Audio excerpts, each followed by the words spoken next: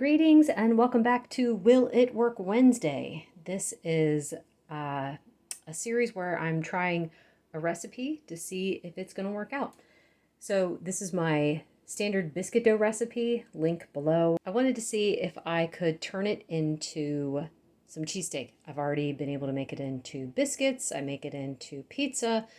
I also recently made it into some cinnamon buns. Let me know if you guys want to see how that turned out. So anyway, I've got your standard cheesesteak Stromboli over here. This one has some ricotta in it. So let's get to it. I'll show you how to make it and then we'll do some taste testing.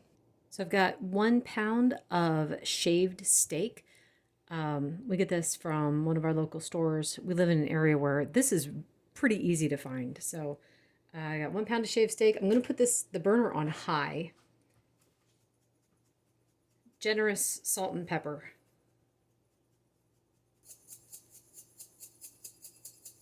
And I'm going to use a couple forks just to divide and conquer.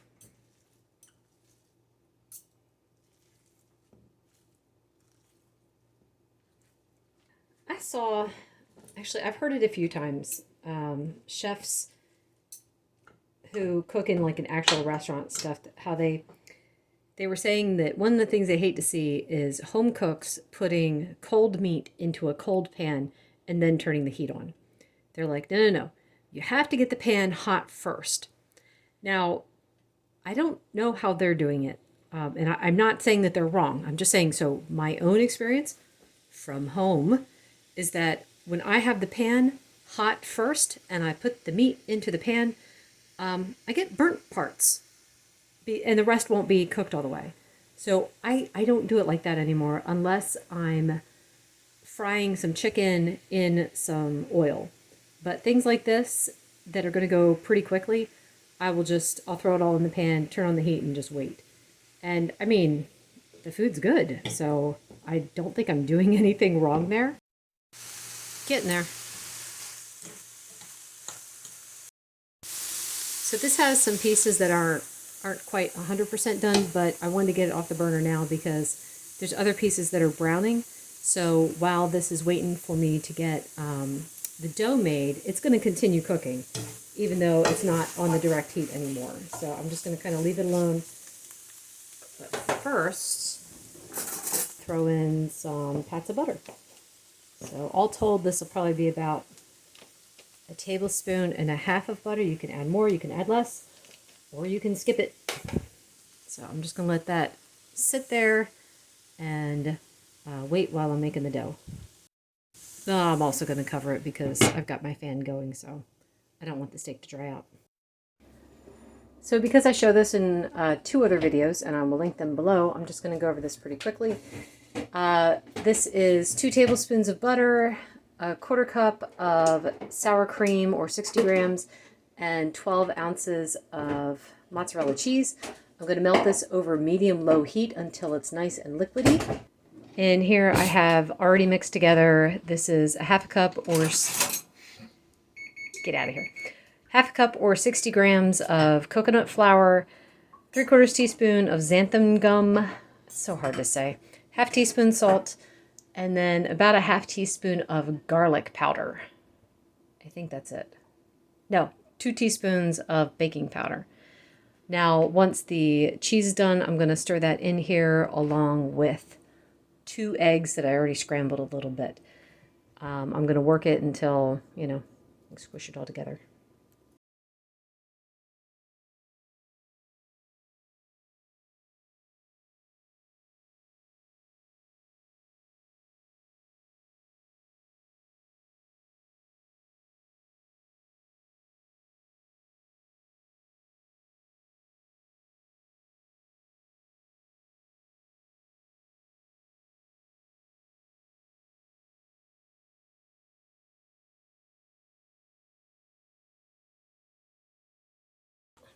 I'm going to brush with a little bit of butter just to keep it from sticking too much.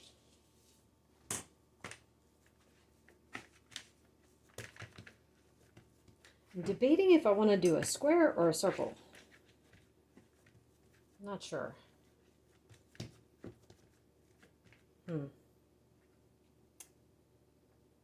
classic is a circle, but my dad always did a long rectangle.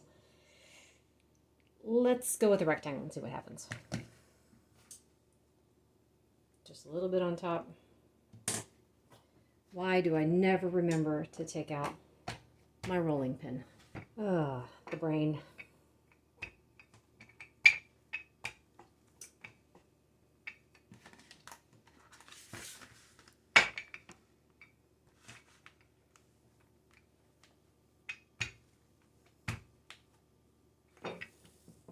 Just checking to see the thickness. I think that's pretty good. And now I'm going to shape it some more.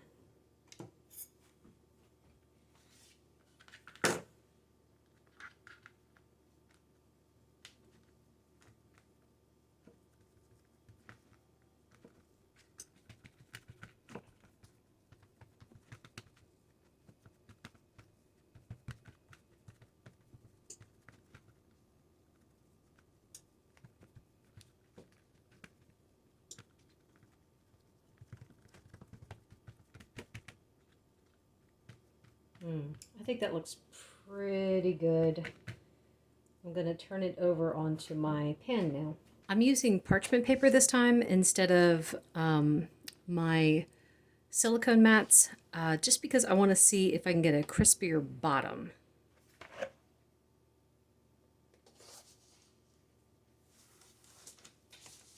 Here's a cheesesteak I made earlier. Just going to give it a little toss to get it coated before I throw it in.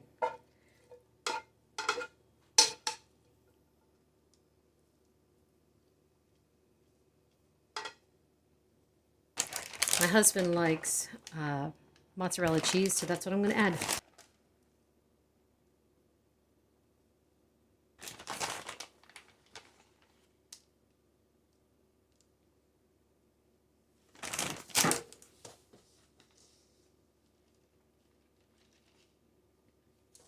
Just going to kind of tuck everything up.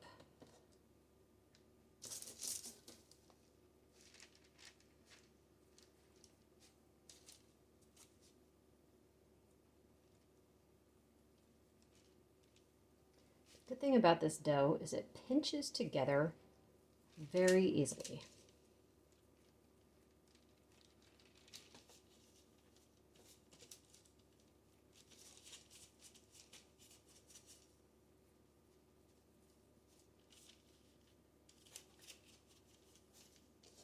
And I'm pretty happy with that. I'm going to cut some steam vents in the top.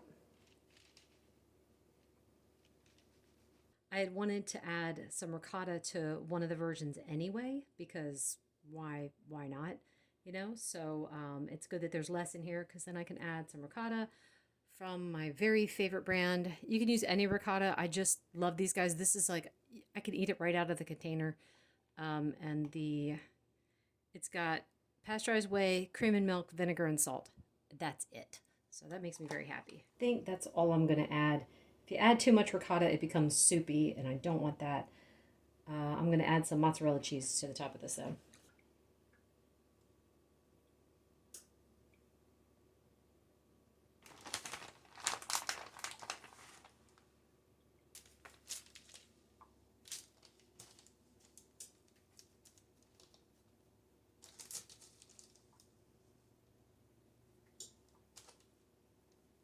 I know what you guys are thinking. I overfilled it. You may be right. Maybe. And we'll see, I guess, when this is all done. And now brush the tops with plenty of butter. I forgot to tell you about that step. So yeah, I melted some butter. I used 4 tablespoons. I think it's probably going to be too much, but we'll see.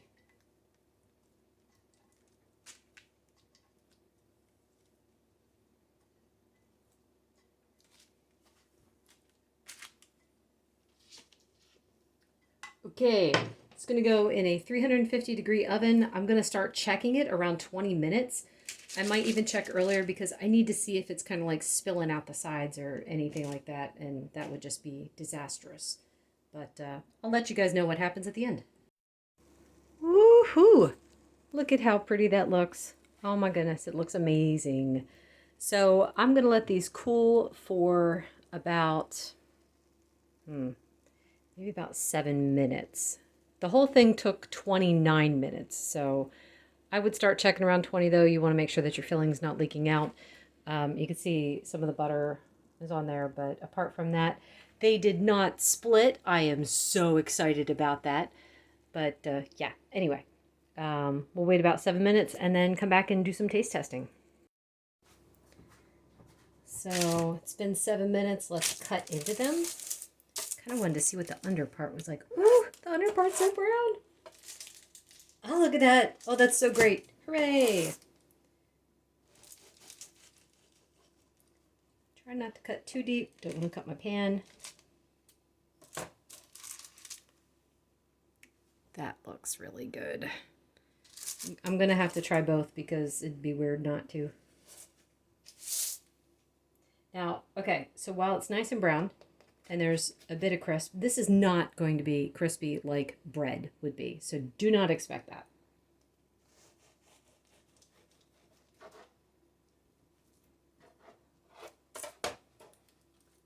And here's the other one. All right, let's plate it up. All right, let's see. My daughter's supposed to come down and help do some taste testing, but I can't wait for her, so I'm going to try it now. So this is just a few minutes later, so it's maybe 10 minutes out of the oven, and you can see it holds together. I'm picking it up. That's great in my book.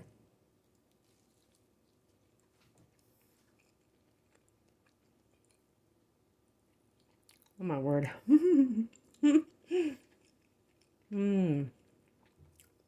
Wow, that's good. I'm not even going to try the other one. I don't think I need to. This one's good enough. Hang on, she's coming.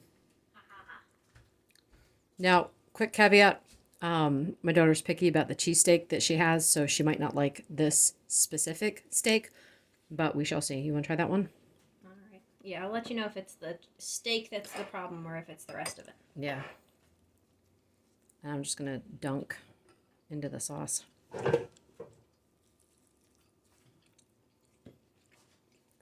Oh man, that's good. What do you think? It's not bad, but yeah, the problem I would have is with this steak. I don't think that this specific steak is cut like thin enough. I think though. Well, you actually got a big chunk too. There were several chunks in there. See how this edge is like thinner pieces? So yeah, you got a big chunk. Anyway, that's it for today. Thank you so much for watching. Bye.